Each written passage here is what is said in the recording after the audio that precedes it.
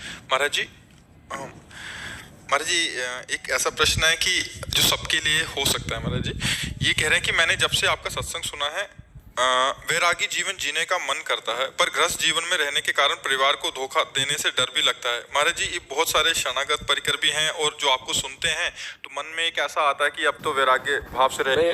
आप किससे वैराग्य लेंगे? हमें बिल्कुल, हम खोल के आपको समझा रहे हैं। आप देखिए, अगर अपनी ग्रामीण भाषा में कहे तो घर छोड़ के भगा, माया से भगा भगवान की प्राप्ति के लिए। आज हम हैं कहाँ? आपके बीच में हैं। जैसे प्रतिष्ठा, वाहवाही, यश, कीर्ति, गाड़ी घोड़े, ये सब नरक है यार। इनको प्राप्त करने के लिए थोड़ी हम निकले हैं। हम तो उसको प्राप्त करने के लिए, लेकिन उसने मुझे सेवा दी। अब मुझे ये करना है, चाहे रो के करूं चाहे हंस के करूं, करना ही पड़ेगा। अब जैसे हम अपनी रात्रि में जब उठे, शांत एकदम वातावरण, तो जो ही स्नान किया तो मन डूबता है कि चुपचाप बैठ के भजन करूं, लेकिन हमको मन को भजन से हटा के रोड में आना है। अब सबके तरफ देखना है, तो अब सोचो, मन तो मन है ना। कोई कुछ बोल रहा है, कोई कुछ रो रहा है, कोई हंस रहा है, सबकी अलग अलग चेष्टा है। और नहा के एकदम मन होता है शांत बैठ जाऊं, लेकिन उसमें मुझे सुख मिलता और इसमें हजारों लाखों लोगों को सुख मिलता है। तो भगवान ने मुझे लाखों लोगों के सुख के लिए उतारा। भागे थे 2-4 परिवार के लोग होंगे, और इस समय लाखों की संख्या में परिवार है। परिवार के तो है सब, संत महात्मा भगत जगत सब, कितना भीड़ भाड़, तो मुझे आना पड़ा ना। इसका मतलब है तुम जहां हो, जितने लोग तुम्हारे अंडर में हैं, उनको सुख देने की भावना से भगवान का भजन करते हुए अपनी आसक्ति न रखो। जैसे हम आपको बहुत प्यार करते हैं, लेकिन हमारी आसक्ति आपसे बिल्कुल नहीं। तो बोले फिर प्यार कैसा? हम भगवत भाव से प्यार करते हैं। मेरे भगवान इस रूप में आए, मेरे से बात कर रहे हैं, इनको सुख पहुंचे, मैं ऐसा प्रयास करूं। ऐसे आप परिवार को करो। कहां भाग के जाओगे? वैराग्य कहां, कौन सी गुफा है, हमें बताओ कहां? दिमाग बिल्कुल विचलित रहता, कहीं मन नहीं लगता किसी भी काम। हाँ, ये तो मतलब बड़ी कृपा है कि संसार के पद प्रतिष्ठा भोग सामग्री से मन हट जाए। लोग इसी में मन लगाना चाहते हैं, और भगवान का कुछ ऐसा प्रताप है कि ऐसे बहुत लोग हैं ऐसे कि जिनके मन में बात आती। मैं वैराग तो उन्हीं को मैं समझाना चाहता हूं कि वैराग्य लेके जाओगे कहां? वैराग्य किस बात का? आप हमें समझना जरा। हम जो समझाना चाहते हैं, भाग के कहां जाओगे? रहना इस संसार में ही है।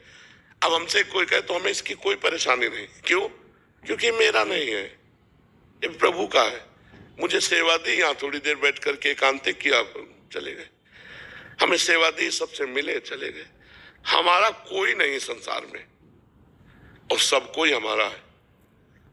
बस इस भाव से अगर घर में रहो तो तुम एक सन्यासी ही हो, और अगर अपने कमंडल और लंगोटी में आसक्ति है तो वो गृहस्थ है, और तुम पूरे परिवार में वो आसक्ति नहीं है तो तुम सन्यासी हो।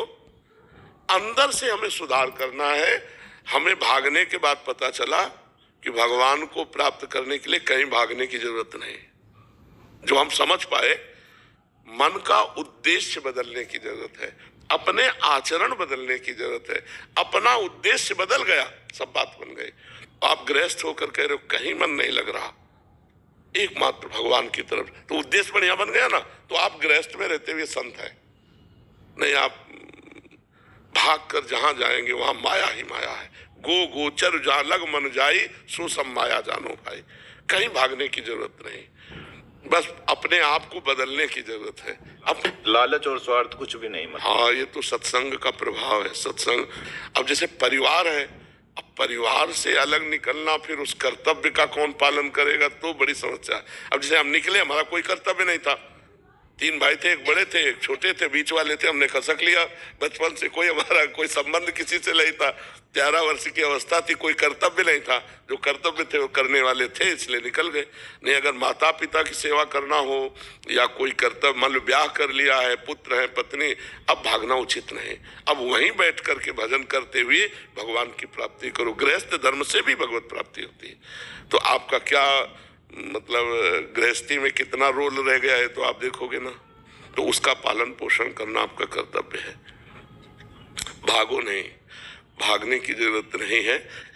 उद्देश्य बदलने की जरूरत। ये तो बड़ी कृपा है जिनको संसार में लोभ लालच न रह जाए, भोगों के प्रति आसक्ति न, ये तो बहुत बड़ी बात। नहीं भाई, जरूरी थोड़ी कि भेष बदल गया तो परम पद ही मिलेगा, नहीं, चूक हो गई तो नरक मिलेगा।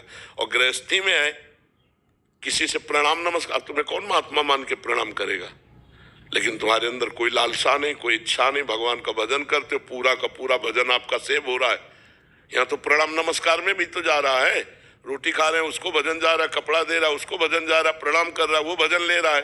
तो संतों के पास तो केवल भगवान ही रह जाते हैं, भजन साधन तो सब जगत मंगल के लिए लगता है। आपका पूरा का पूरा सेव है आपके पास, क्योंकि आपसे कोई ऐसे नहीं कहेगा, क्योंकि जानता है गृहस्थ आदमी तो दूसरों को खवा के और स्वयं खा के भजन किया, है सबसे बढ़िया बात है। अच्छा, मन आप गृहस्थी में है तो आपका भगवान की तरफ जा रहा है, और आप भगवान में विरक्त हो जाए तो संसार की तरफ जाने लगे। बड़ा विचित्र खेल है, बड़ा विचित्र खेल है। जो करें यही चीज समझ में नहीं आता। हाँ, ये माया ऐसे भूत के लड्डू है कि खाए तो परेशान, ना खाए तो परेशान। बड़ा विचित्र माया का खेल है। तो ये बात समझने की, घर में रहोगे तो भगवान की याद आएगी और लगेगा मैं बहुत गृहस्थी हूँ, प्रपंची हूँ। वो जीवन जो सुबह से लेके शाम तक भजन करते हैं, तुम्हें उधर महत्व रहेगा।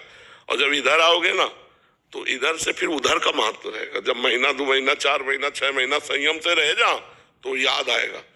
तो वो याद आना खतरनाक है। मुझे लगता है वहां रहकर ये याद आना बढ़िया है, यहाँ रहकर वो याद आना ठीक बात नहीं। खास बात भजन होता है याद, स्मृति। अगर संसार में रहकर भगवान की स्मृति आ रही तो बहुत जोर की बात है, और भगवान के पास रहकर संसार की स्मृति आए तो बहुत घटिया जीवन है, बहुत घटिया जीवन है। कहाँ बैठकर क्या याद कर रहा है और तुम कहाँ बैठकर क्या याद कर रहे हो, यही खास बात है। ठीक है ना?